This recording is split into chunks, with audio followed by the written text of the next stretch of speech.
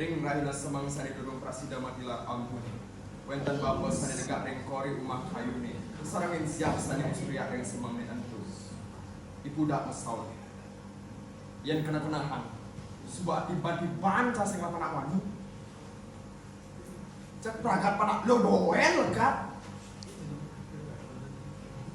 Bocah kira-kira nang kini nah. Yen ben lo sari ngelatin panak lo. Cek kematian nasnya. Kecil yang dikelilingi oleh hutan lebat dan pegunungan tinggi, hiduplah seorang pemuda bernama Yusa. Sejak kecil, Yusa selalu memandangi langit dengan penuh harapan. Yusa, selamat pagi. Lihatlah langit yang begitu cerah dan awan yang perlahan bergerak. Percaya seperti alam sedang menyambut hari dengan lembut. Perkenalkan nama saya Galecara Geraka. Habis sebelumnya saya akan menceritakan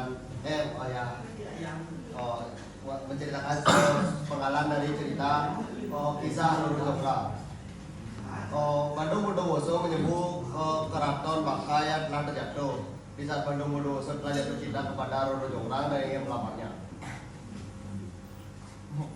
Katakan syarat apapun itu akan kupenuhi demi mendapatkan cinta. Iya. Jadi sekarang saya akan membacakan drama yang saya buat tentang Timun Mas. Seorang gadis pemberani yang diculik oleh raksasa. Suatu desa di Jawa Tengah ada seorang gadis yang diculik oleh raksasa hijau. Timun Mas, aku seorang anak yang dititipkan raksasa pada ibuku di dalam sebuah timun. Hingga saat dewasa, aku tumbuh menjadi gadis yang baik hati, wajah cantik dan pemberani. Hal yang tidak kuduga terjadi. Raksasa itu menculikku. Aku berusaha sebisaku dan akhirnya aku bebas dari raksasa itu. 21, jadi saya akan membacakan tentang dialog Joko Gendil. Di sebuah desa kecil ada seorang bernama Joko. Tubuhnya bulat, lucu, pinggangnya besar menyerupai sebuah kendil. Joko juga mempunyai sahabat yang bernama Guntur. Joko dan Guntur sangat dekat seperti saudara. Guntur berkata, "Sudah lama kami tidak berjumpa. Semoga kau tidak lupa dengan persahabatan kita. Semenjak engkau menikahi putri seorang raja, wajahmu tidak terlihat lagi di desa." Kau menceritakan tentang cerpen Suri Ikun dan dua bulan. Cerpen ini tuh menceritakan tentang di hutan yang gelap, Suri Ikun ditawan para hantu dan hendak dimangsa saat tubuhnya gemuk. Kemudian tak baik hati memberi makan dua anak burung yang kemudian diselamatkannya. Dialognya itu yang pertama dari Suri Ikun. Meski aku lapar, cari yang lebih kecil dan lemah, makanlah ini. Kau baik hati Suri Ikun, saat kami kuat akan kami selamatkan kau. Saya di depan ini mau membacakan dialog yang saya buat, yang memakai cerita rakyat Malin Kundang. Di tepi pantai, Malin baru saja tiba dengan kapalnya yang besar dan istrinya yang cantik. Ibunya yang sudah tua pun datang menghampiri. Ibu Malin berkata, "Malin anakku, akhirnya kau pulang juga nak. Ibu rindu sekali kepadamu."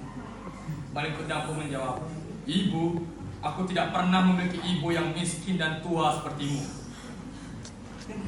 Siap. Dan teman-teman, saya akan membacakan tugasnya. Saya dapat persilakan absen 22.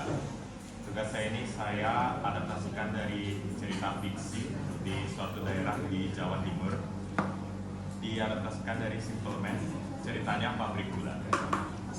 Ada di desa, suatu desa di samping pabrik misterius. Suatu malam saat perkumpulan desa, berceritalah Pak Sarip kepada pemuda yang penasaran. 20 tahun yang lalu, saya adalah sopir penghantar petir. Waktu itu maghrib. Saya sedang tidur di dalam truk karena terlalu capek. Saya telah menempuh perjalanan jauh untuk mengambil tebu dari sana, dari sini. Lalu, tiba-tiba, ramai orang berteriak.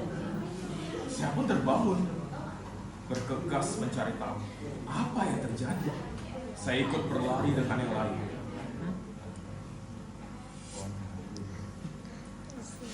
Kamu percaya dengan adanya hantu?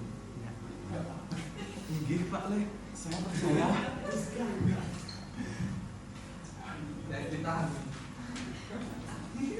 Kalau kerajaan yang hantu, hari sudah petang. Penerangan di dalam pabrik tidak terlalu bagus. Namun, saya masih mengejar beberapa orang. Sampai akhirnya, mereka semua berhenti di dalam satu titik.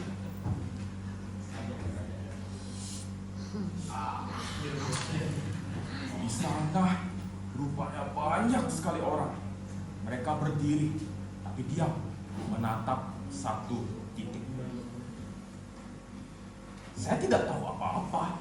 Saya ikut menatap ke arah mata mereka tertuju. Sampai akhirnya saya tahu, di atas pohon waru, tepat di samping bangunan utama, ada yang melayang tertiup angin.